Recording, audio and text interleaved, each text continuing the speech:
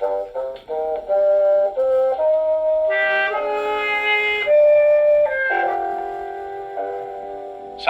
was over in the top left-hand corner of Wales. The leaves were still on the trees, but a cold wind was blowing. Ivor the engine was standing at the platform at Llannog station. Oh, well, he was just now. Oh, where has he got to?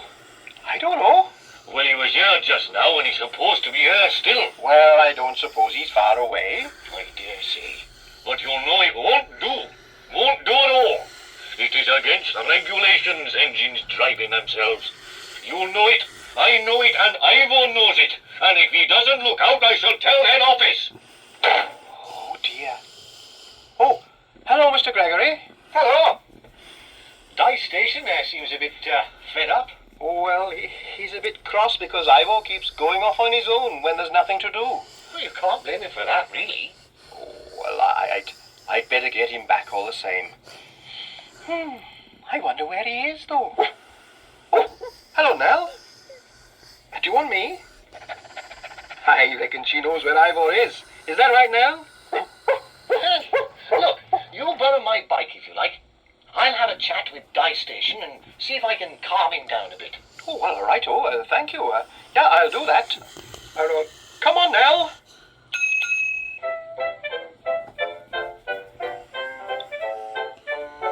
Ivor wasn't far away. Well, not far for a bicycle or an engine. He was down by Mr. Pugh's farmyard. Hey, what happened to you, Ivor? Chickens. Chickens. Ivor, you are entirely covered with chickens. Look at that now. Chickens all over. I suppose they're just warming their feet on your boiler, Ivor. And who do you think is going to wash you after all the mess they will have made? Me? Oh, yes, well, I dare say I shall. But listen, chicks, I'm afraid the party is over. It's time for Ivor to do some work. Come on. You mind? Down you come, please. There we are. Thank you. Mind out now. We're off.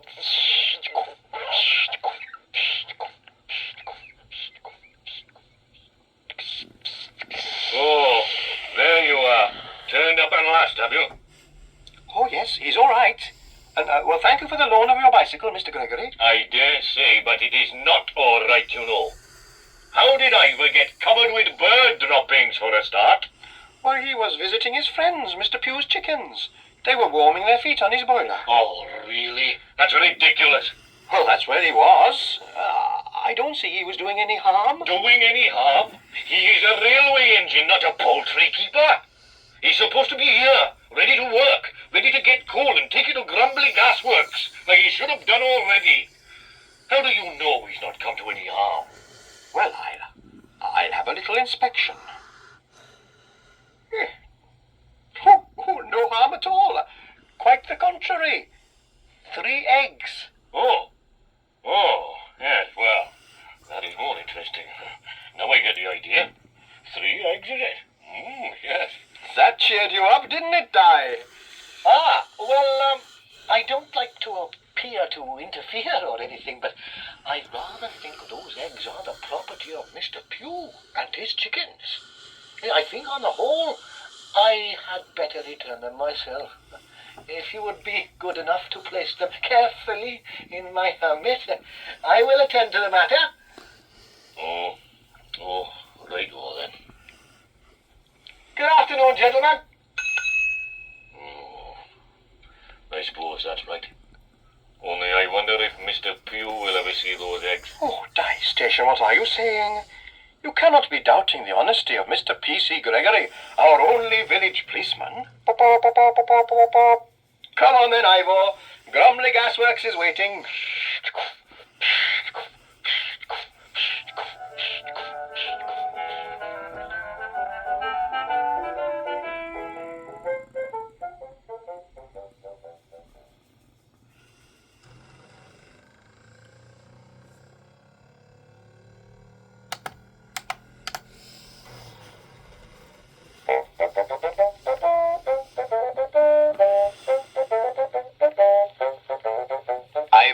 engine.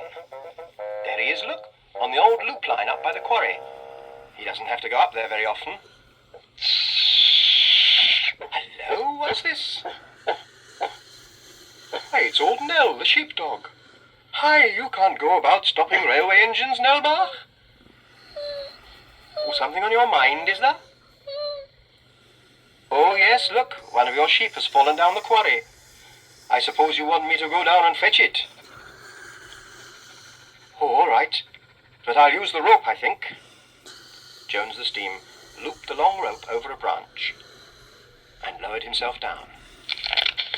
Ow! Oh, ow! Hello, sheep. I've arrived. So has the rope. Here's a problem then, sheep. We're both stuck now. What do you reckon we ought to do? Neither do I.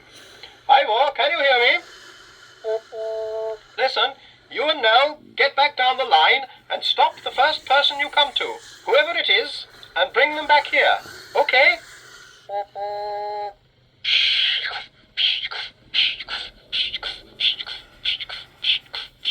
Oh, look, there's the Reverend Poultry. Off you go, Nell. Round him up. Oh dear! Keep away now! Good doggy! Don't you come near me! You're vicious! I can see that! Good doggy! Come on! Oh! Oh! Let go of my trousers! Oh! Oh! Oh! Help! This isn't going to be all that easy after all. Oh, Ivor has seen somebody. Ah, Dr. Winkel. Stay where you are, please. Now, you are not to bite me. Good. Now then, you do want me to do something? Ah, we make progress. Yes. I have understood you wish that I shall come with you, isn't it? So, I am coming. Lead please the way. So, here is Mr. Jones's engine. Mr. Jones? Mr. Jones? That is odd. Mr. Jones is not here. Oh, the engine is running away. Oh, help! Help, please! Help! Ah, that was a bit better. Very neatly done. No rough stuff. Oh, look, the Reverend Poultry is still perched in his tree. Help! Help, please! Dear God, what is here going on? Is anybody there? Yes, I am here. Oh, somebody spoke. Is anybody there? Yes, I am here. Where are you? Oh, Mr. Jones, what are you doing down there? Oh, I was just trying to rescue this silly sheep. Oh dear, how shall we bring you up again? Well, take the long chain from Ivor's toolbox and fix one end of it to Ivor's hook and drop the other end down to me. Oh yes, I will do that, but I shall not be strong enough to pull you up. Don't worry about that. Ivor will manage. Righto, up you go. All right, we're up, Ivor. There, you silly sheep. You watch where you're walking in future. You better take her home, Nell. Yes, that's all right. You're welcome. Off you go now. Well, that's that. Thank you for coming along, Dr. Winkel. I do not think I had any alternative. Well, I could do with a cup of tea. I'm cold. So could I, but where shall we get such a thing? Oh, Ivor will make us one. Won't you, Ivor? There, straight from the boiler. Oh, that is the most wonderful engine you have there, Mr. Jones. Most wonderful. All right, Ivor, don't boast. Sugar, Dr. Winkel? Thank you, Mr. Jones. 2 lumps.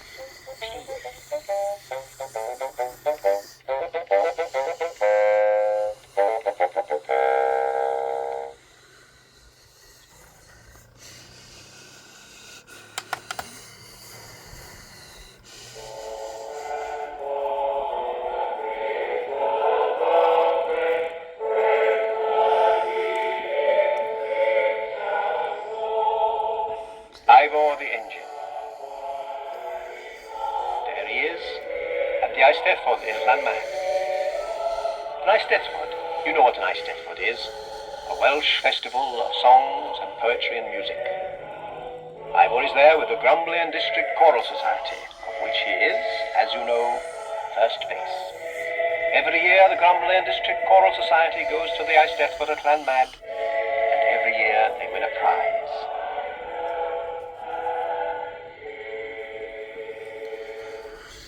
Evans the Song accepted a silver wreath for his choir as the best choir in the 12 valleys.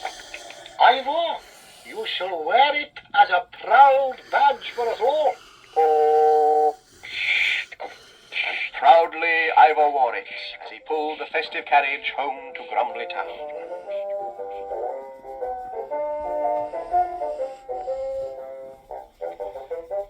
It's triumphant now, isn't it, Evansbach? The culmination of all our ambitions. Ah, Jones, it has been a very moving day. Yes, and hot too. Oh, yes.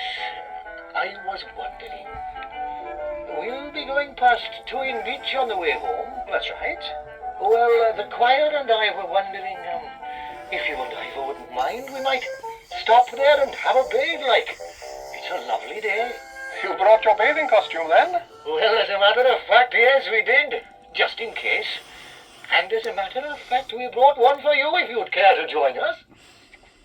So, on the embankment above Twin Beach, they stopped. The Grumblean District Choral Society piled out of their carriages, changed into their bathing costumes, and ran, shouting and laughing and splashing, straight into the sea.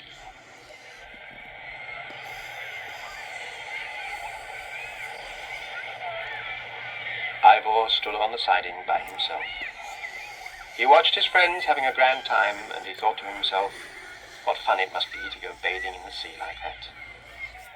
There was Evans the Song swimming very solemnly, and Eli the Baker splashing like a fountain.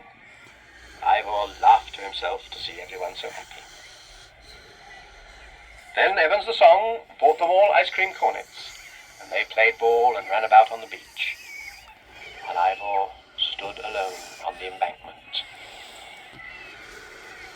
Oh, what are you looking so solemn about, Ivor? We had a lovely swim.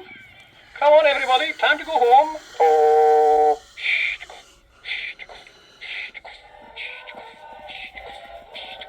And with their towels and costumes flying like flags, the Grumblean District Choral Society went on their way.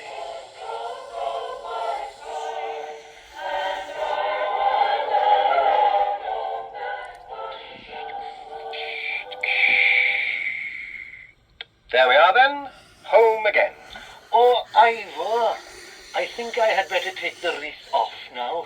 It'll only get dirty. I'll put it in a glass case in the chapel hall.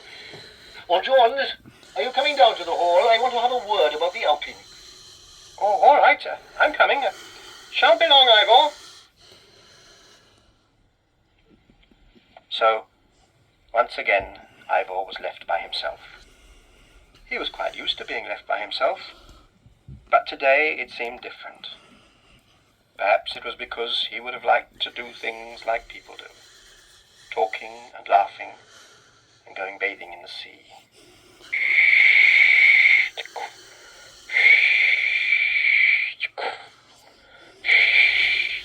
Hey, where are you off to?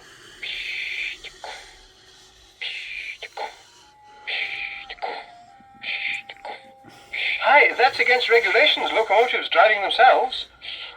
Oh dear.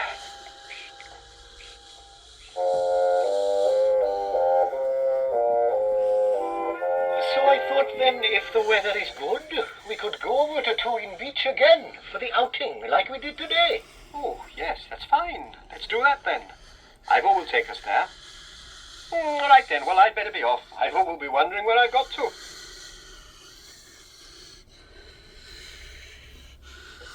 Ivor isn't here. Where did you leave him? You know where I left him. I left him here. Well, he's not here now, is he? No, Evan Evans, you are absolutely right. Ivor is not here.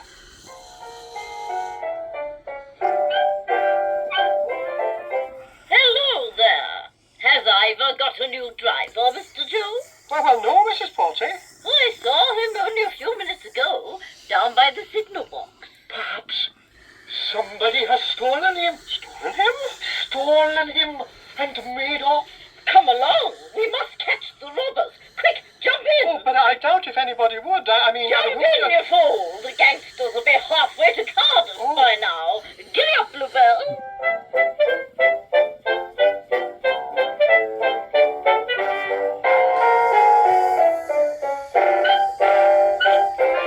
What's this then? Donkey carts on the railway? Oh, Jones! I thought you and Ivor were off to Tuin to fetch your bathing trunks. He has been stolen. A band of gangsters.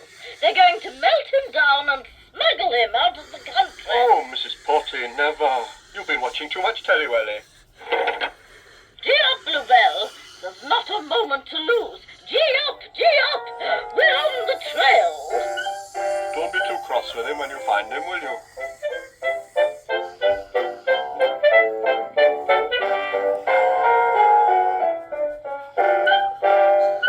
You know, Mrs. Porty, I don't think Ivor has been stolen. He would have blown his whistles. They sawed them off with a hacksaw. He'd have locked his brake levers or something. They buckled his brake levers with a sledgehammer and blindfolded him with a big sack. Come on, come on. There's not a moment to lose.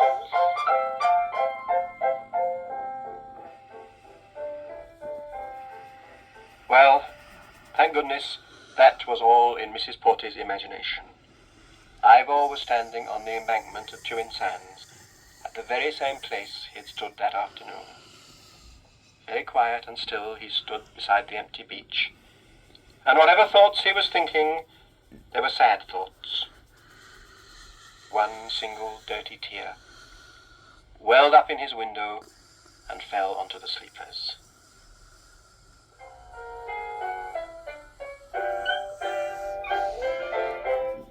There they are, then. Don't let them escape.